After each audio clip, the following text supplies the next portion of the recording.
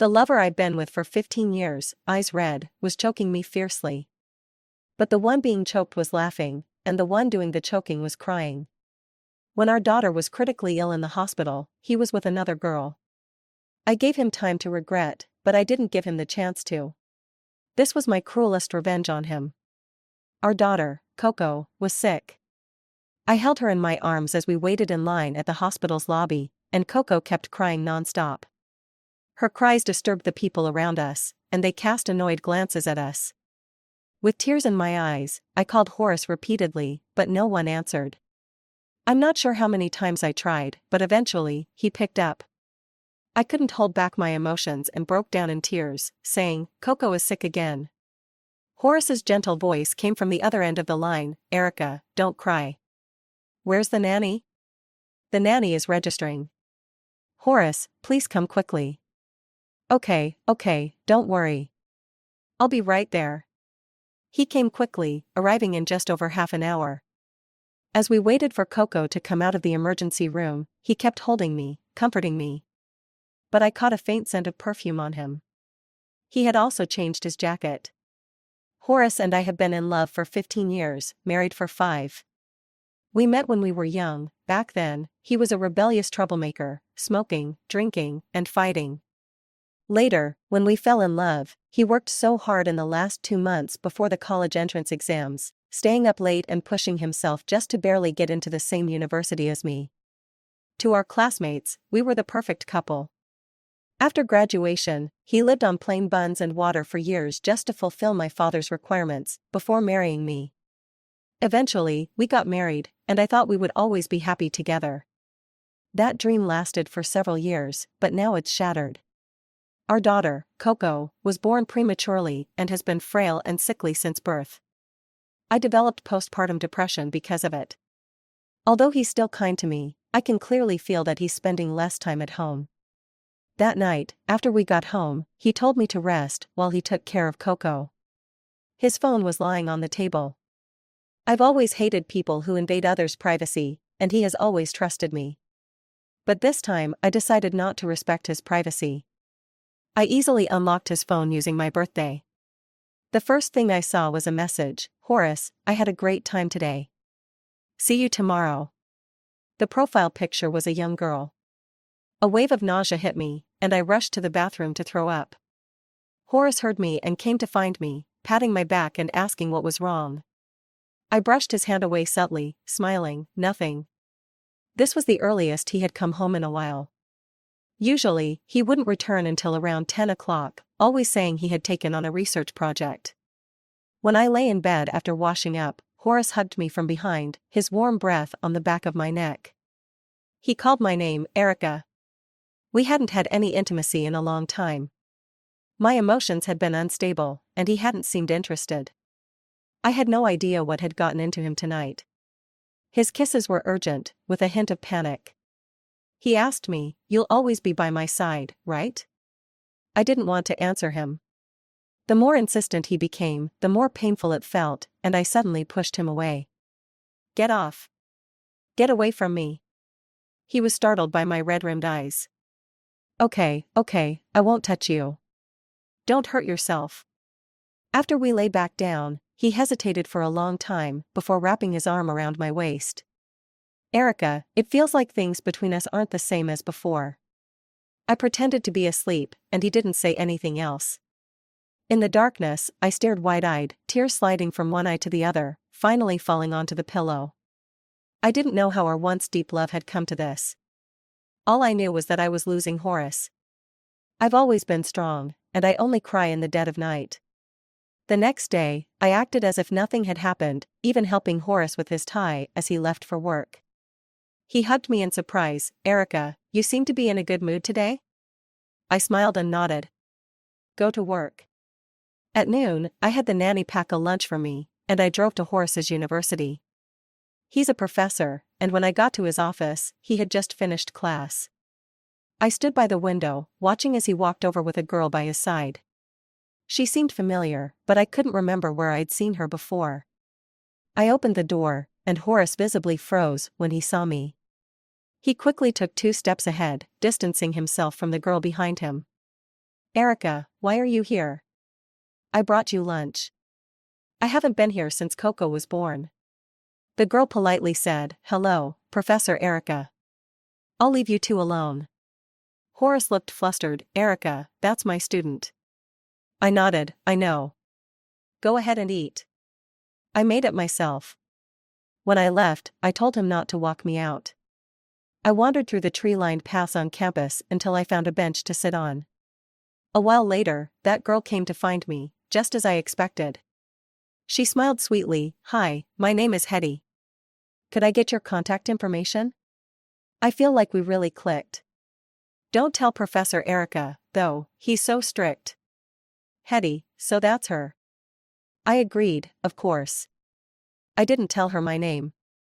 After adding each other's contact information, she left, and I watched her youthful, vibrant figure walk away. She wasn't lying, we did have a connection. She looked just like someone from the past. A younger version of me. So it wasn't that Horace had stopped loving me, he just loved the younger me more. I couldn't wait to see Hetty's reaction when she learned the truth. Hetty started chatting with me often after that, saying she saw me as a big sister. She even told me she had a boyfriend, someone 8 years older than her. Coincidentally, Horace is 30, and she's 22. How perfect. Ignoring the growing pain in my heart, I typed a line with a smile, "Best wishes to you, Hetty." Meanwhile, Horace came home later and later. When Coco got sick, I didn't call him in tears anymore. I handled everything myself, carrying her, registering, getting her IVs, and buying medicine. He always held me with guilt and said, "I'm sorry, Erica. I've just been so busy." I could smell the perfume on his clothes, but said nothing. It was the perfume I had given to Hetty, over $1,000, paid for with Horace's money. One day, Coco fell seriously ill again, worse than ever before. On the way to the hospital, she was coughing up blood nonstop. Her face was as white as paper, and even the nanny was terrified. "Should we call Sir back?" I dialed his number, but it was busy the whole time until it automatically disconnected. I didn't have time to wait, so I sent a message, "Horace, Coco is very sick at the City Children's Hospital." Meanwhile, Horace was in a hotel with Hetty. He was in the shower, and she was sitting on the bed waiting for him. When the screen lit up, Hetty saw the name Erica on the caller ID. On instinct, she muted the phone. "Babe? Who was Babe? Who else would he address so intimately besides his wife?" Even she was listed under her full name, in a businesslike manner. Jealousy surged in her heart. The phone rang again and then disconnected, so she switched the side button to silent mode. Then a text came through. She froze, recognizing that Coco was Horace's daughter. Her heart pounded. In the end, she deleted the message and placed the phone face down on the table. She casually went back to playing on her phone as if nothing had happened. The nanny called several more times, but no one answered. She put down the phone, looking anxious.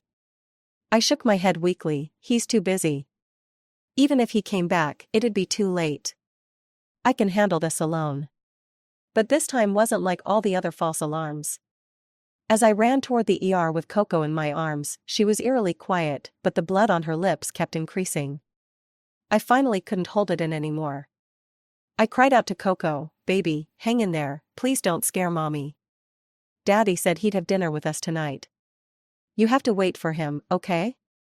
Coco finally opened her mouth and said, "Mommy, I miss Daddy." At that moment, tears burst out of my eyes. All the pretending, all the thoughts of revenge, I didn't care anymore. All I wanted was for Horace to appear in front of Coco right now. But the phone was busy. I didn't know what Horace was doing at that moment.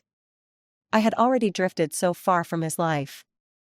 Coco's breathing was getting weaker, and her lips were still moving. I leaned down to listen. She was saying, "Mommy, Daddy. Daddy.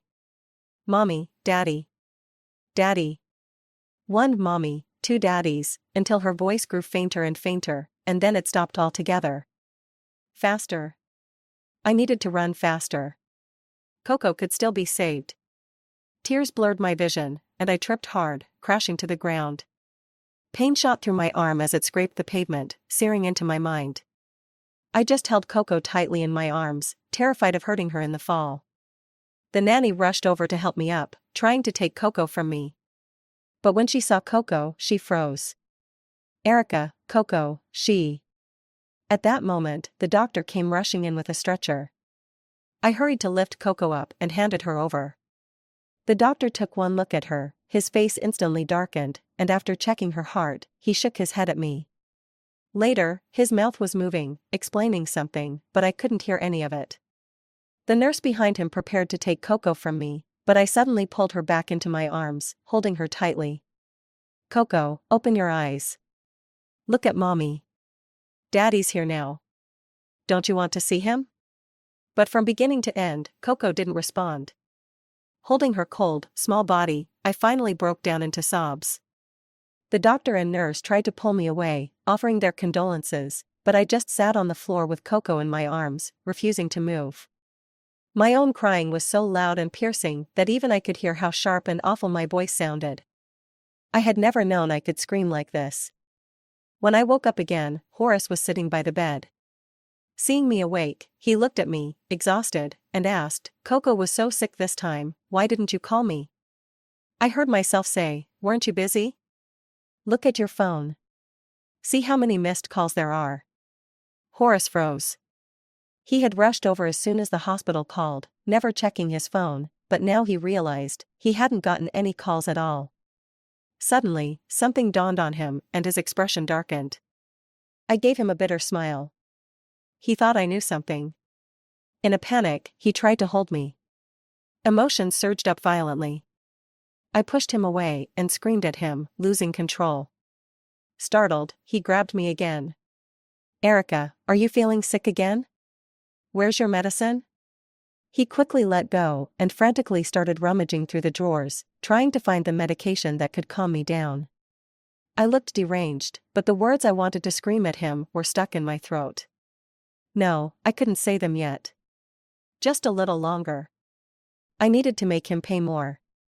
Gradually, I calmed down and slowly leaned on his back, hugging him tightly. Horace. I could feel the tension in his body relax, as if he was finally relieved. So, I had scared him after all? Horace turned around and held me. Erica, don't be sad. Take care of yourself. We can have more children. Coco was in so much pain. Maybe this is for the best. The doctor said my condition had worsened and warned that I might have suicidal tendencies. They suggested I be admitted to the hospital. They were worrying too much. Why would I kill myself? I had so many things left to do. That night, Horace stayed at the hospital with me.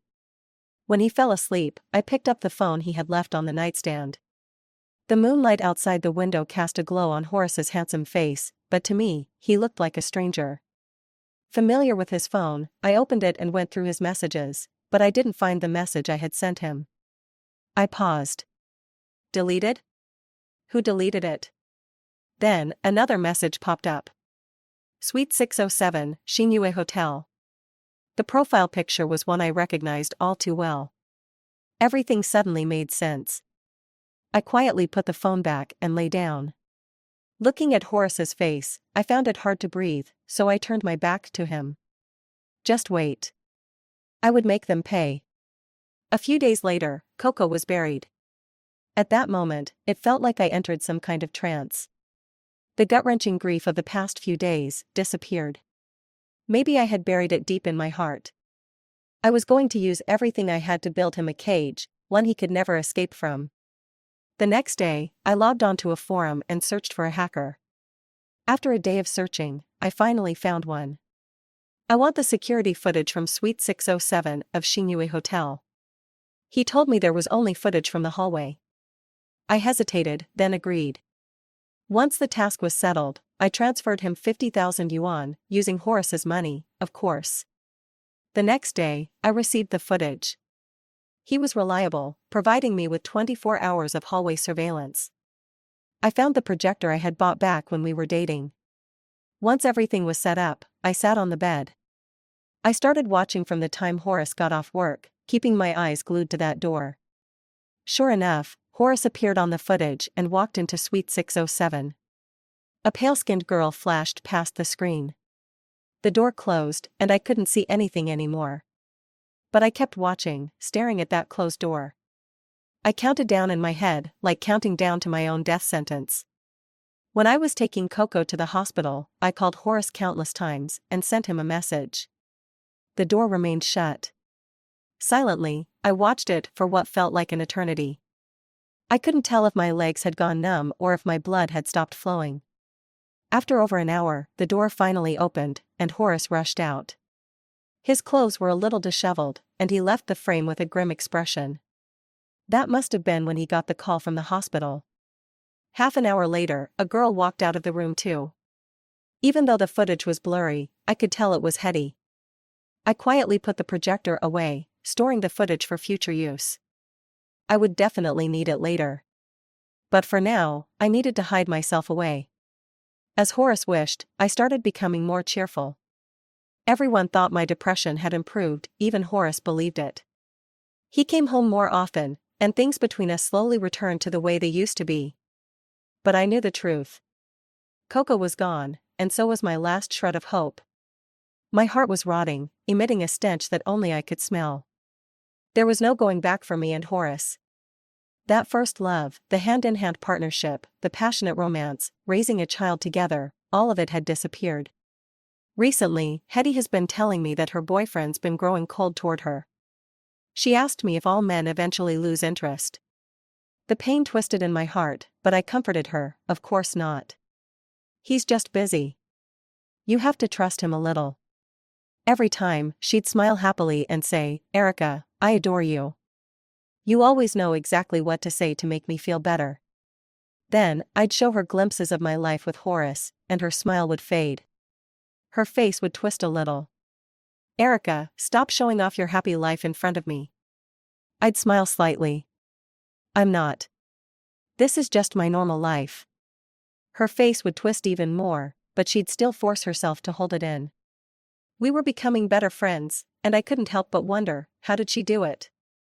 How could she sleep with my husband while pretending to be my friend? Was she not afraid of losing her mind? I wasn't sure about her, but I knew I was about to lose mine.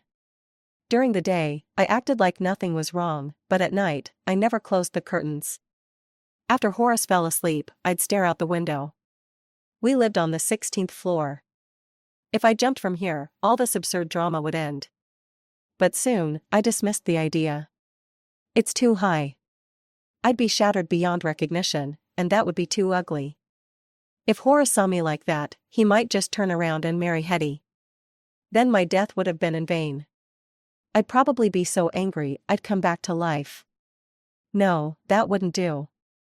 Horace was too cruel, he'd forget me and Coco in no time. I needed to make sure he remembered us for the rest of his life, that he lived with guilt forever. Hetty must pay the price she deserves. She knows full well she's the mistress, yet she had the nerve to flaunt it in front of me. That's not going to fly. Soon enough, the opportunity presented itself. One morning, Horace hugged me from behind. I resisted the urge to push him away, curious to see what he wanted to say. "Tomorrow is our wedding anniversary. Let's celebrate it properly," he said. For a moment, I felt disoriented. We hadn't celebrated that day since Coco was born. Once I gathered myself, I refused. "Coco hasn't been gone for long. I don't want to celebrate anything." Horace was a bit displeased. "Why are you bringing up Coco again?" I couldn't hold back anymore. Why shouldn't I? Wasn't she your daughter too? Sensing the tension rising, Horace fell silent for a while, then gave in. "Fine, we won't celebrate. But I've already taken the day off from the lab. I'll spend the whole day with you." The old me would have been overjoyed by this. But now, I could only think that my chance had arrived. Our anniversary happened to fall on Valentine's Day. After Horace left, I grabbed my phone and sent a message to Hetty. "How's it going with your boyfriend?" She replied that he was refusing to see her. I suggested, I have depression. Whenever my husband doesn't come home, I threaten to kill myself, and he always rushes back. You should give it a try. And since tomorrow is Valentine's Day, I recommend the Heart Delight Hotel. They have the most romantic couple suites. My husband and I used to go there all the time. Maybe in that setting, he'll come to his senses. I knew the earlier part wasn't important. The key was letting her know that Horace and I had been to that hotel before. With Hetty's personality, there's no way she'd pass up the chance to humiliate me by sleeping with my husband at a place we used to frequent. Sure enough, she sent me pictures later, proudly saying she'd booked the couple's suite in advance. I opened them, and as expected, they were from the Heart Delight Hotel. Roses, balloons, red wine, it was the epitome of romance. But my attention was drawn to one detail in the corner of the picture, a door with the room number 1024 clearly visible. I laughed so hard that tears rolled down my face. 15 years together, 5 years married, and our anniversary was taken away so easily by a young girl using such clumsy tricks. This man had just told me he would spend the entire day with me in the morning, yet by evening, he'd accepted another girl's invitation. Thinking back to when he loved me enough to do anything, it felt like a distant memory from another lifetime. I used to think our love story was like a romance novel. Now I realize that life after the happily ever after can be like this. Wiping away my tears, I was just about to contact that hacker when my phone pinged unexpectedly. It was a message from the hacker I had dealt with before, saying, "Since you were so straightforward, here's a bonus." I hacked into the hotel system. That woman who booked the room is coming again tomorrow. Same room, 1024. Go catch them in the act. See? Even a stranger online feels sorry for me. But the man I loved for 15 years chose to hurt me in the most disgusting way possible. I didn't want to catch them red-handed, tear everything apart, and expose every ugly detail for the world to see. That would be too humiliating. I think I'd rather crush Horace in a different way. I typed out a message, word by word, "I want the security footage from inside the room. 10 grand, whatever it takes." I wasn't sure if I'd offered too much or if he pitied me, but after a short silence, he accepted the absurd deal. He sent me a bank account number, "Transfer the money, and I'll livestream it to you." The next morning, Horace got a call, frowning the whole time. After hanging up, he said, "Erica, I'm really sorry. There's a problem with some experimental data. It's serious, affecting months of work for me and the lab. I need to go check it out. I might not be able to spend our anniversary with you today. I'll try to come home early tonight." I pretended not to care. "It's okay. I understand. Work is important." He kept hugging me and apologizing. Maybe he genuinely wanted to make things right, but I wasn't giving him that chance anymore. After he left, it wasn't long before Hetty messaged me, excited that her boyfriend had agreed to meet her and talk things over. She also said my advice had worked, he still cares about me. I gave him the hotel room number and said that if he didn't show up, he'd see my body there tomorrow. He panicked and agreed to meet me. I smiled and congratulated her. So naive. She really thought Horace cared about her. A man like him only cares about himself. He's probably just scared their dirty affair might get exposed and ruin his career. As soon as I opened my laptop, the hacker sent me a message. "It's done. Pinhole camera right by the bed.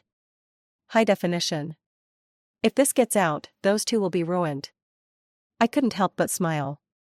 This guy was kind of sweet in his own overzealous way. The dark cloud over me lifted slightly in that moment. "Thanks," I replied.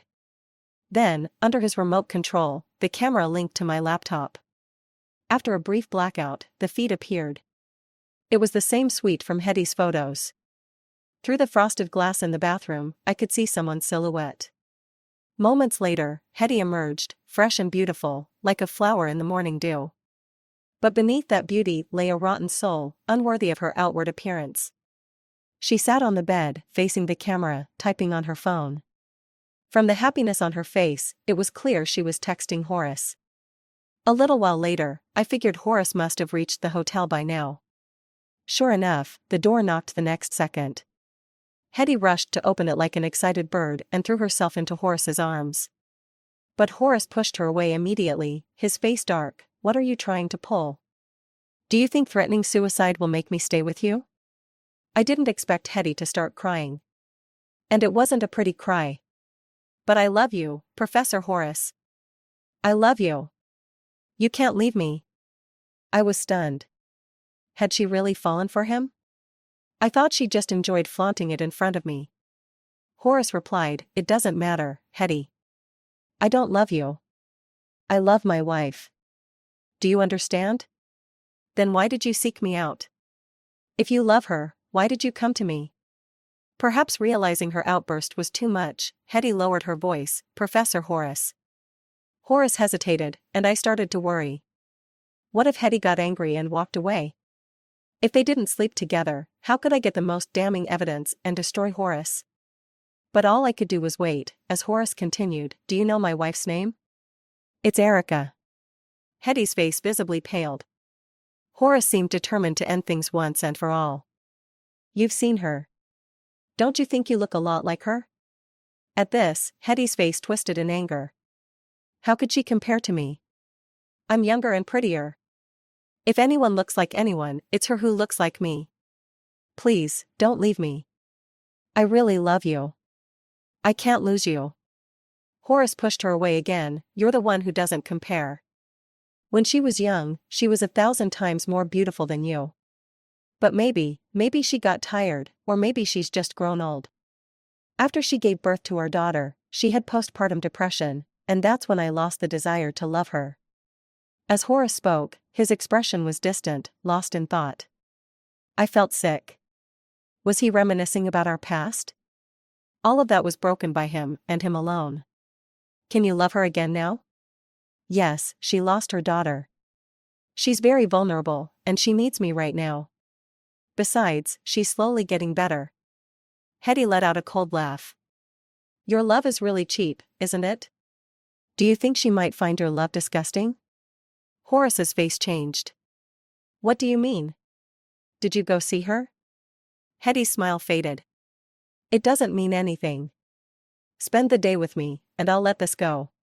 Otherwise—" She didn't finish, but both of them knew what was implied. Hetty hugged Horace and began kissing his cheek. Horace stood there stiffly for a while, before gradually softening. I sat at my computer, expressionless, watching the two of them on the bed, watching the sweat drip down the side of Horace's face. I thought of the past, of how this face, this man, had been the same with me once. My stomach churned suddenly, but I forced down the nausea and made myself keep staring at the screen. I don't know how long it was before they finally finished. Horace, still flushed with lust, suddenly remembered that today was our wedding anniversary. He quickly showered and left. The video was crystal clear, capturing every detail. I pressed save and tucked everything away. I carefully picked out several frames, from when they embraced at the door to the bed scenes, and saved them in a separate file. Then I sent the file to Horace's superiors at his university. After that, I went out. Just this morning, the bellflowers I had been growing for years died, so I planned to buy new ones. Funny thing, when I first started growing them, Horace told me they had bad symbolism and wouldn't let me keep them. I had no experience back then, but they thrived anyway. Later, when I became more skilled and Horace stopped caring, they died. I spent a long time picking out new flowers at a shop, finally finding some I liked. Then I took even more time searching for a little store that sold pesticides. Maybe it was my neglect that killed them before. This time I'll use the best herbicide. Maybe then they'll live a long, healthy life. When I got home, Horace was already there. The moment he saw me, he anxiously rushed over. "Where did you go?" Calmly, I replied, "My flowers died. I went to buy new ones." I walked straight to the balcony, mercilessly tossed the dead flowers into the trash, and spent a long time planting the new ones. Horace followed closely behind me. "I told you before, these flowers are bad luck. You still insisted on keeping them." I nodded. "Yes, they're unlucky. But I like them." I stood up and pushed him away. "Don't stand so close to me. It's disgusting." Horace froze. What did you say?" I smiled. "Nothing. It's just that you smell like smoke after being out. I don't like it." Horace visibly relaxed. At that moment, his phone rang. He answered, sounding confused. "Principal? I don't have any classes today, and it's my wedding anniversary." Can we reschedule? After listening to the response, he hurriedly put down the phone and said to me, Erica, for some reason the principal needs me at school right now. I'll go check it out. I'm so sorry I haven't spent the day with you, but I'll make it up to you in a few days. I nodded. Go ahead. It must be something important. Of course, it was important. The principal was probably furious after seeing his most trusted student involved in such a serious moral scandal. After Horace left, I changed clothes and grabbed my laptop. Only when I stepped outside did I realize I couldn't drive. So I hailed a taxi. To X University, please. When I arrived, I was about to head in when the security guard stopped me. I smiled and said, Don't you remember me? I'm Professor Chang's wife. He left his computer at home, and it has important files. He told me to bring it to him personally. The guard recognized Horace. Oh, Professor Horace? Yeah, he just came in a little while ago. Working on Valentine's Day too, what a dedicated man. Go on in. I smiled and walked in, but I wasn't there to deliver files, I was there to ruin his career and reputation. Inside, I didn't know where they were, so I had to stop a passing student and ask. They told me where the principal's office was and even kindly offered to take me there. The campus was huge, and I was worried I'd get lost, so I agreed. When I reached the office, the student left. Suddenly, from behind the door, I heard someone slam a table, followed by faint voices. I straightened my clothes, took a deep breath, and knocked on the door. A loud voice from inside asked, Who is it? We're busy right now, please make an appointment. I calmly replied, I'm Horace's wife. There was a brief silence inside before someone opened the door. It was Horace, his face full of panic. Erica, what are you doing here? I pushed past him and walked straight to the principal, opening my laptop and turning it toward him. I sent that anonymous file. Here's the video of Horace and his student, Hetty, involved in a relationship. Horace rushed over, grabbing my shoulders in disbelief.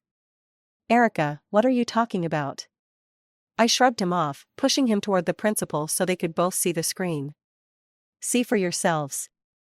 Their eyes fell on the screen, where the thumbnail clearly showed Horace and Hetty, lost in passion. Horace immediately recognized the hotel room from that morning. He froze for a moment, then looked up at me. Erica, you knew? No. I should ask, when did you find out?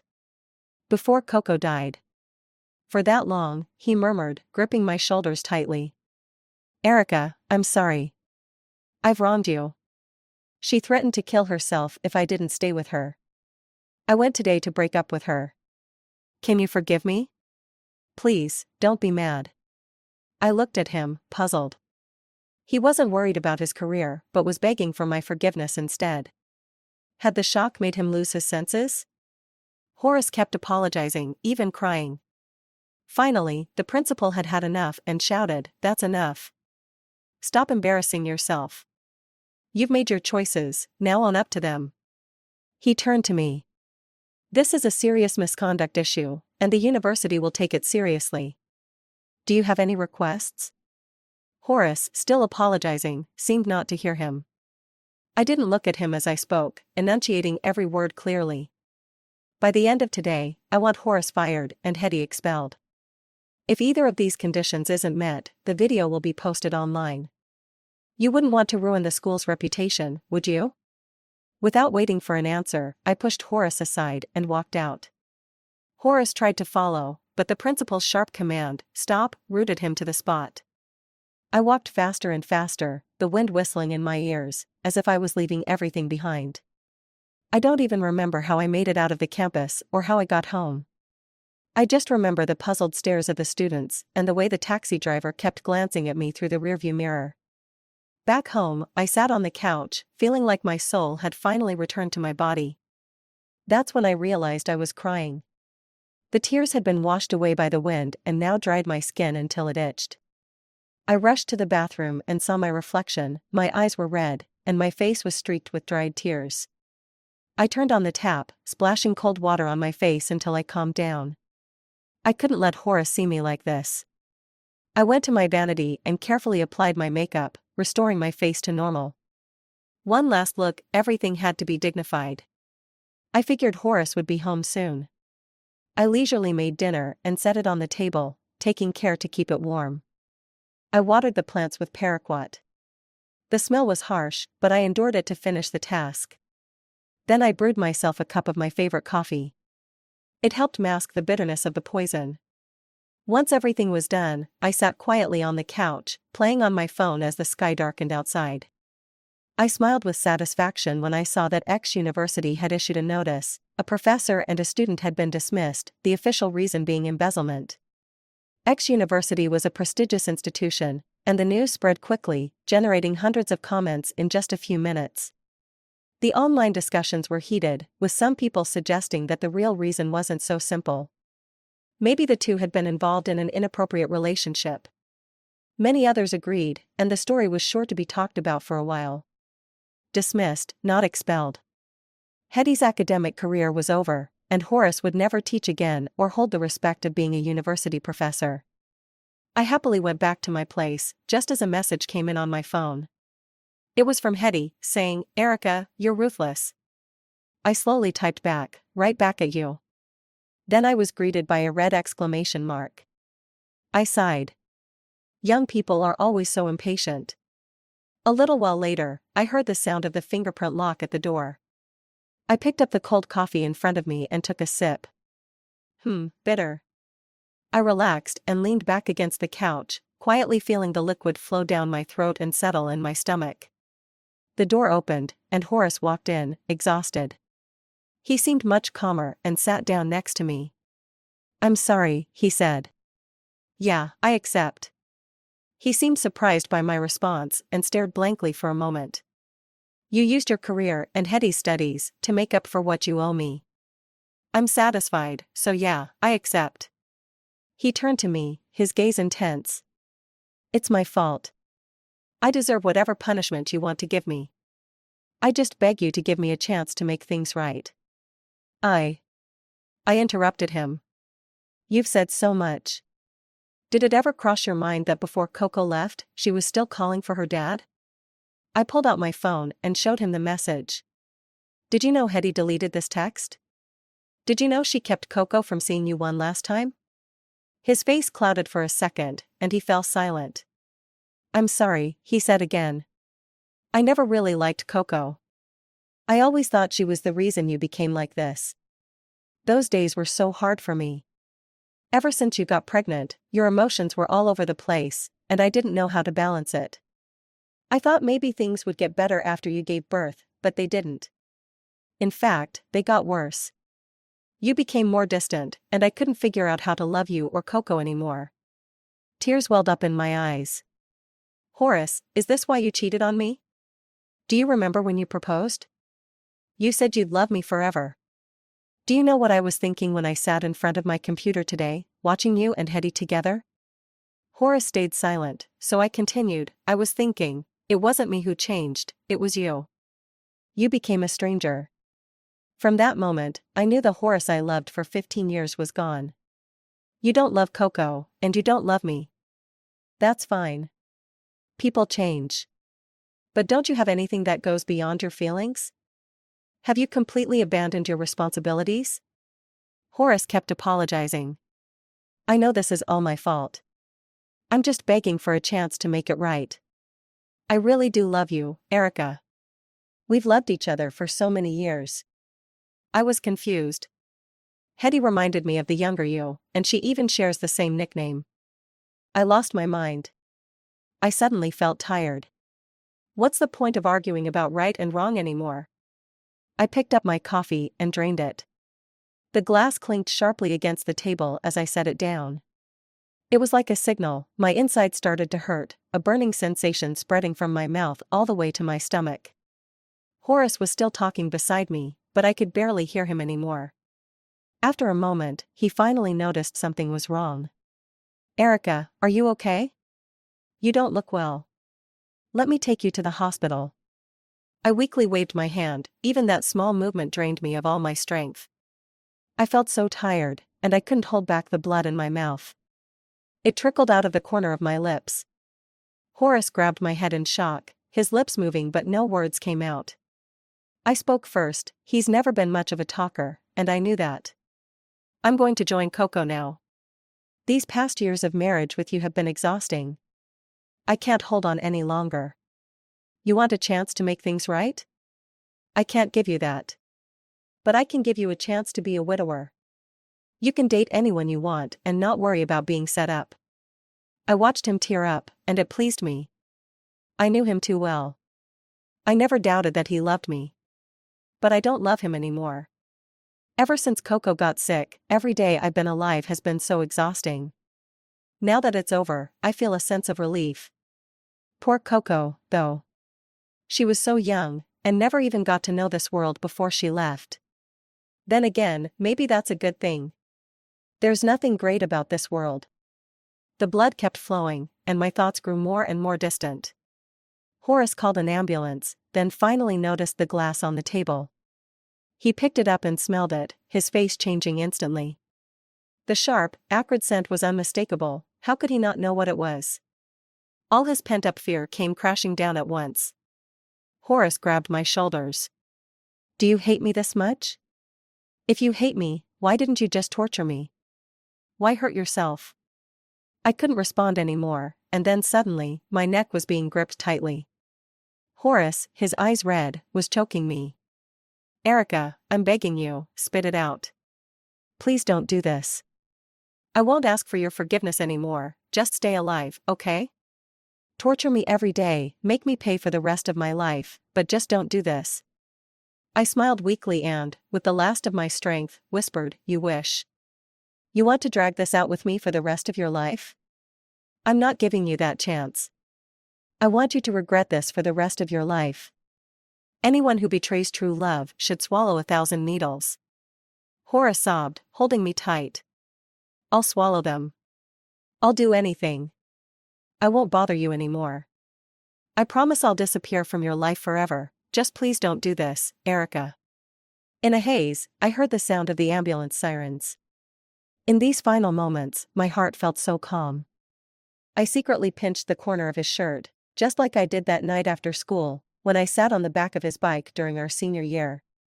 Back then, I didn't dare hug him, so I just lightly pinched his shirt to steady myself. The wind was strong, and I didn't see the redness spreading across the boy's ears. Horace's perspective. Lately, I've been feeling more and more exhausted. Ever since Erica got pregnant, she's put all her attention on the baby, and started ignoring me. Even after we hired a nanny, things didn't change. After the baby was born, Erica developed postpartum depression. Her personality completely shifted, and even as Coco grew older, she didn't get better. She became irritable, fragile, and would break down in tears for no reason. No matter how much I tried to comfort her, nothing worked. The baby was unplanned, and Erica's indifference toward me made me feel increasingly unbalanced. We've loved each other for 14 years, been married for 4. I've always loved Erica, but lately, I can't feel that love filling my heart anymore. Then Hetty appeared. The first time I saw her, I was momentarily stunned because she looked so much like the Erica I used to know. Her expressions, her appearance, her body, her personality, they all reminded me of Erica. At first, I thought it was just a coincidence. But later, this student of mine chose to take my class. From then on, she was always around. She was young, and I could tell easily she liked me. At first, I had no other thoughts, but after Erica's repeated emotional collapses and neglect, I took that fateful step. Maybe I'm just drawn to danger, because being with Hetty gave me a thrill. It wasn't just the taboo of being involved with a student, but in bed, I would always cover her mouth and call her Hetty, Erica. I didn't love her. I knew that I loved my wife, Erica. But once the act was done, it was bound to leave traces, and Erica found out. Before that, our daughter Coco had fallen critically ill. On that day, I was with Hetty and didn't answer the calls and messages. I missed Coco's final moments. Even though I didn't love her the way Erica did, she was still our daughter, the product of our love. I couldn't help but question Erica, and her expressionless rebuttal suddenly gave me a bad feeling. Later, I found out that it was Hetty who deleted my message and muted it. From that day on, I broke up with her. I felt deeply regretful. I was sorry for Erica and Coco. After the hormones subsided, I finally remembered my responsibilities. But Erica changed a lot. She seemed to be getting better and better on the surface, but I was getting more and more uneasy in my heart. Until the wedding anniversary, which was also Valentine's Day, Hetty threatened me that I must meet her. If I didn't agree, she would tell Erica everything between us. I would never allow this to happen. Erica's illness was slowly recovering, and we were gradually returning to the past. I would not allow anyone to destroy all this. But I didn't expect that I would start to be confused and infatuated not long after entering. What I didn't expect was that Erica installed surveillance in the room. The moment I saw Erica at school, I understood that she had known it for a long time. The guillotine hanging high on my neck finally fell, and I didn't think about what punishment I would get. I just felt sorry for Erica. She had known it for a long time. How did she spend this time? Did she sit in front of the surveillance camera and witness all the dirty things? She wanted the teacher to expel me, and I accepted it. This was what I deserved. But I never thought that she would punish me with herself. It turned out that her illness had never been cured. When I got home, she was waiting for me on the sofa, just like every ordinary evening before. It was also on this day that I lost her forever. When the ambulance came, she was already unconscious. Before I got on the ambulance, I met Hetty at the door. I didn't say much to her, and just shook her off and left. I didn't expect that just a few minutes after the ambulance left, an out-of-control car hit her. At that time, I didn't know that my mistake killed 2 women. And from home to the hospital, everyone told me to be mentally prepared. But how should I prepare for this? How the hell can I accept Erica leaving me? But this is not something I can decide. I went through all the formalities until the early morning. When I got home, the house was cold and quiet. Even the nanny was sent away by Erica. This house has never been so quiet. I suddenly missed Coco's crying and Erica's angry look. I made myself a cup of coffee, which was Erica's favorite and the last cup she drank before she died. Lying on the bed, I replayed everything from knowing Erica to now in my mind. When it was dawn, I picked up the coffee on the bedside table and drank it all. When I was fuzzy, I suddenly remembered that year in the 3rd year of high school, I followed her footsteps and studied until late, and she accompanied me in the classroom. Later, I insisted on sending her home, and she was too shy to help me, and gently pinched the corner of my clothes. It was very windy that day, she should not have seen my red ears, right? And